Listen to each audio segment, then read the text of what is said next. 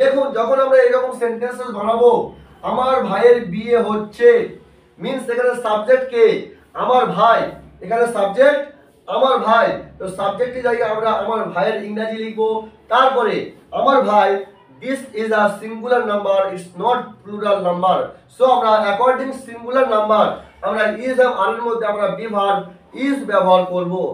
তারপরে আমরা হচ্ছে, হচ্ছে আমার ভাইয়ের বিয়ে হচ্ছে, সো এখানে আমরা বিং অথবা getting, any of both we can use because of both of words have same meaning.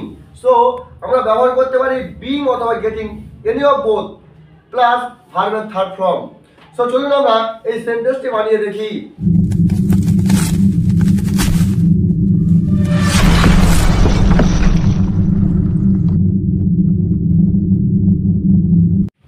আমার ভাইয়ের বিয়ে হচ্ছে, তো সাবজেক্টের জায়গায় আমার ভাই, my brother,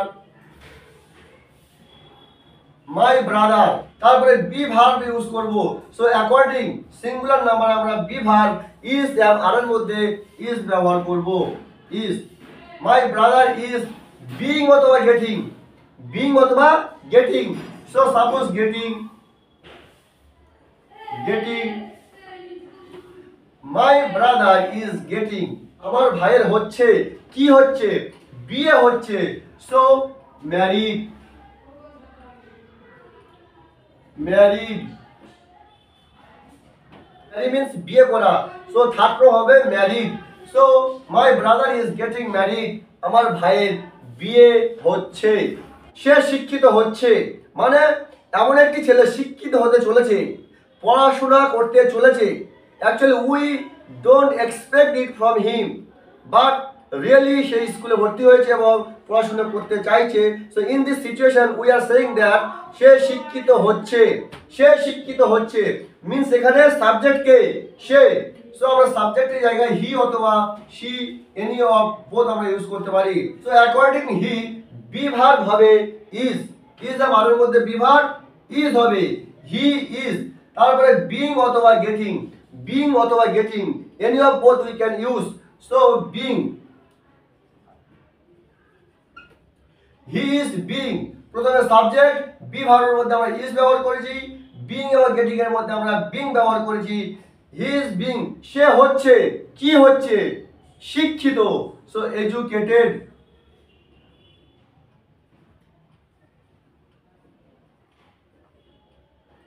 educated, he is being educated, সে শিক্ষিত হচ্ছে। সাপোজ আমরা বিরক্ত হচ্ছি, সাপোজ আমরা কোথাও গিয়েছি বাট আমাদের কাজটি দেখা হচ্ছে না, আমাদেরকে লম্বা সময় ধরে সেখানে বসিয়ে রাখা হয়েছে। In this time we can use that আমরা বিরক্ত হচ্ছি। সো আমরা বিরক্ত হচ্ছি, সাবজেক্টের জায়গায় আমরা লিখব we, we. According subject means এখানে উই এটা একটি প্লুরাল, আমরা বোঝাচ্ছে। সো অ্যাকর্ডিং সাবজেক্ট আমরা বি ভার্ব ইজ আর এর মধ্যে আর ব্যবহার করব। So we are, we are. তারপরে বিং এবং গেটিং এর মধ্যে আমরা ব্যবহার করব any of both you can use. Suppose being, being, we are being, we are being, আমরা হচ্ছি, কি হচ্ছি? বিরক্ত হচ্ছি। ডিস্টার্ব মানে বিরক্ত করা, সো ডিস্টার্ব আমরা ভার্বের থার্ড ফর্ম ব্যবহার করব। সো ডিস্টার্ব,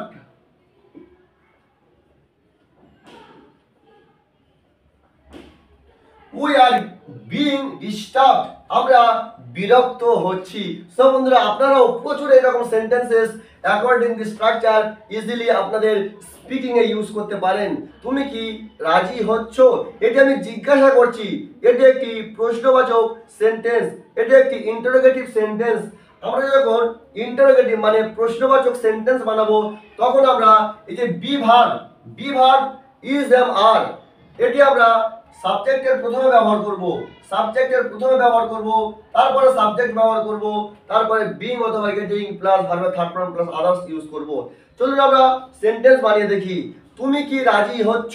সো এখানে তুমি, তুমি এটা কি প্লুরাল। সো আমরা অ্যাকর্ডিং তুমি আমরা ব্যবহার করব প্রথমে আর, আর, আর। আর ইউ দেখো আমরা প্রথমে বি ভার্ব মানে বি ভার্বের ইজ আর এর মধ্যে আমরা প্রথমে আর ব্যবহার করেছি সেন্টেন্সের একদম শুরুতে, তারপরে আমরা সাবজেক্ট ব্যবহার করেছি। সো আপনি এটি আপনার নলেজে রাখেন যে যখন আপনি কোনো ইন্টারোগেটিভ সেন্টেন্স বানাবেন, কোনো প্রশ্নবাচক সেন্টেন্স বানাবেন, সর্বদা হেল্পিং ভার্ব বি ভার্ব এগুলি সাবজেক্টের প্রথমে হবে, তারপরে সাবজেক্ট ইউজ হবে, এটি আপনি খেয়াল রাখবেন।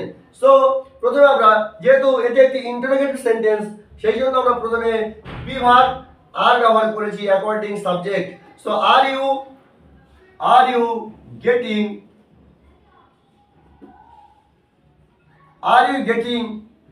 তুমি কি হচ্ছ? আর ইউ গেটিং তুমি কি হচ্ছ, কি হচ্ছ? রাজি হচ্ছ। তো অ্যাগ্রি মানে রাজি হওয়া, অ্যাগ্রিড হবে। আর ইউ গেটিং অ্যাগ্রিড তুমি কি রাজি হচ্ছ। এই সেন্টেন্সটি আমরা আরো আগে বাড়াতে পারি যে তুমি কি রাজি হচ্ছ এই কাজটি করতে। So to do this work. Are you getting agreed to do this work তুমি কি রাজি হচ্ছ এই কাজটি করতে। অথবা আপনি এটাও বলতে পারেন যে তুমি কি রাজি হচ্ছ আমাদের সাথে থাকতে। তো যদি আমরা বলি যে আমাদের সাথে থাকতে, সো আমরা টু এর পরে ব্যবহার করব just stay with us. Are you getting agreed to stay with us তুমি কি আমাদের সাথে থাকতে রাজি হচ্ছ। দেখুন আমরা এর উপরে আরো প্রচুর সেন্টেন্সেস বানাতে পারি। সাপোজ তুমি কি রাজি হচ্ছ আমাদের সাথে ঘুরতে যেতে। সো জাস্ট টু এর পরে আমরা ঘোরার ইংরেজি হলো ভার্ব হলো ট্রাভেল।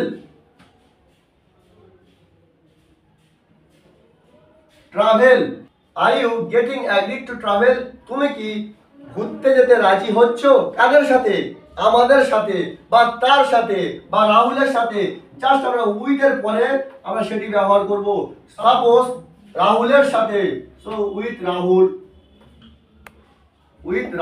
আমরা যেরকম পজিটিভ এবং ইন্টারোগেটিভ সেন্টেন্স বানিয়ে রেখেছি, চলুন নেগেটিভ সেন্টেন্সও বানিয়ে দেখি এই স্ট্রাকচারের মাধ্যমে। সাপোজ বাড়ির কাজ শেষ হচ্ছে না। এখানে যে বাড়ির কাজ এটি সাবজেক্ট হিসেবে কাজ করবে। So the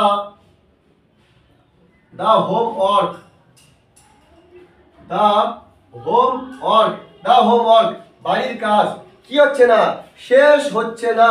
so the homework এটা একটি সিঙ্গুলার নাম্বার হিসেবে কাজ করছে এখানে, সেই জন্য আমরা ইজ আর এর মধ্যে বি ভার্ব ইজ আর এর মধ্যে আমরা এখানে ইজ ব্যবহার করব। the homework is। তারপর আমরা নেগেটিভ সেন্টেন্স যদি বানাই তো আমরা কি বলেছি যে নট ব্যবহার করব বি ভার্বের পরে। So the homework is not। So the homework is not। তারপরে আমরা being অথবা getting এর মধ্যে আমরা কোন একটি ব্যবহার করতে পারি। So the homework is not being the homework is not being বাড়ির কাজ হচ্ছে না, কি হচ্ছে না, শেষ হচ্ছে না। সো আমরা লিখব finished।